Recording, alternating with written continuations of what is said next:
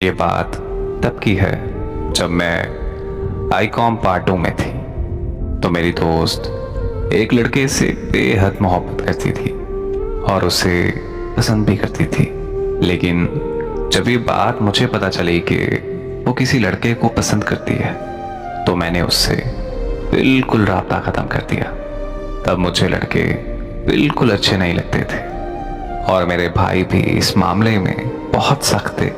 मेरी उस कॉलेज से पढ़ाई मुकम्मल हुई तो हम बिल्कुल अलग हो गए और मेरा राब्ता भी नहीं था उससे। एक साल के बाद अचानक से वो मेरे घर आई और उसके साथ कोई लड़का भी था। लेकिन मैंने कॉलेज लाइफ में उस लड़के को कभी नहीं देखा था और ना ही उसने कभी मुझे देखा था। मैंने अपनी दोस्त से पूछा कि ये लड़का कौन है, तो उसने मुझे बताया कि ये मेरा शौहर है जिससे मैं बहुत प्यार करती थी और अक्सर मैंने तुम्हारे सामने अपनी मोहब्बत और अपनी पसंद का जिक्र भी किया था। और देखो आज हमने शादी कर ली है। तब मैं उस वक्त ग्रेजुएशन कर रही थी और कॉलेज भी जाती थी।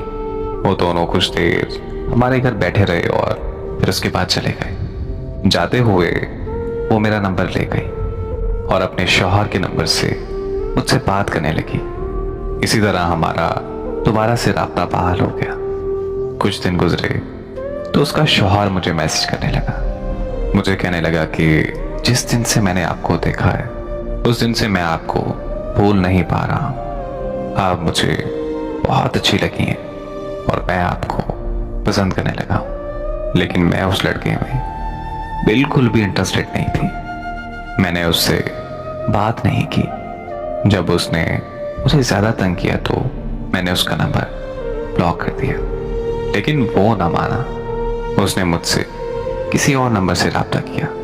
मैंने उसका वो नंबर भी ब्लॉक कर दिया। ऐसे ही वो मैसेज करता रहा और मैं नहीं मानी।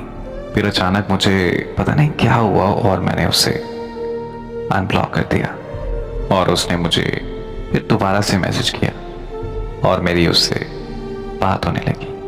उसने बहुत वादे किए और मुझे यकीन दिलाया कि वो शादी करेगा मुझसे। फिर वो अचानक मुल्क से बाहर चला गया। लेकिन वहाँ जाकर भी वो मुझसे बात करता रहा और मुझे हर बात पर यही कहता था कि मैं वापस आकर तुमसे शादी करूँगा। फिर उसने कुछ दिनों के बाद अपनी बीवी को भी वहाँ बुलाया और मुझसे बात करना बिल्कुल कम कर दी। और मैं जब भी उससे कोई वजह पूछती थी तो वो मुझे कहता था कि मैं बिजी होता हूँ। अब 3 साल के बाद वो पाकिस्तान आया। उसने कहा कि मैं आ रहा हूँ, तुम शादी के लिए तैयार रहना, लेकिन पहले तुमने मुझे मिलना है। वो आया तो मैंने उससे कुछ देर बातें की।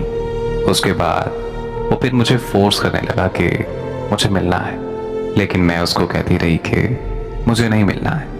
मैंने उसे कहा कि पहले शादी करो, लेकिन वो मुझे कहता कि शादी मैं बाद में करूँगा, पहले शादी के बाद वाला मुझसे ताल्लुक़ रखो।